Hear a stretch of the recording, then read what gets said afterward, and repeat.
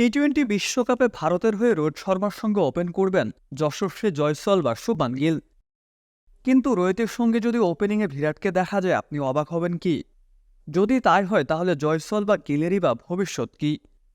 টি-20 বিশ্বকাপের দল ঘোষণা হতে আর মাত্র কয়েকটা সপ্তাহ বাকি।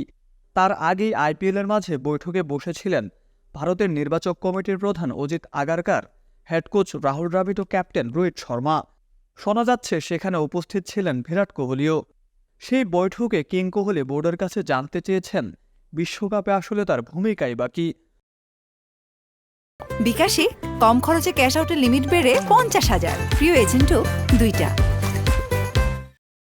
বোর্ড যদি জানিয়ে দেয় তাহলে তিনি এখন থেকেই সেভাবে নিজেকে প্রস্তুত করবেন। ভারতীয় ক্রিকেট বোর্ড চাচ্ছেন বিশ্বকাপে রোহিতের সঙ্গে কোহলি ওপেনিংয়ে নামুক। চলমান আইপিএলে জয়সওয়ালের ব্যাটও কথা বলছে না। সেক্ষেত্রে রোহিতের সঙ্গে কোহলি ওপেন করলে বাড়বে দলের শক্তি, এমনটাই মনে করছেন অনেকেই। এবারের আইপিএলেও দুর্দান্ত ফর্মে কিং কোহলি।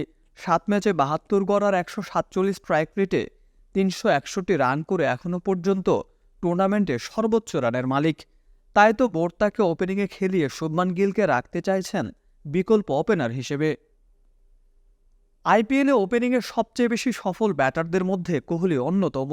তাই বিশ্বকাপে ওপেন করতে নামলে কোহলির অসুবিধা হওয়ার কথা নয় বলে মত ভারতীয় নির্বাচকদের।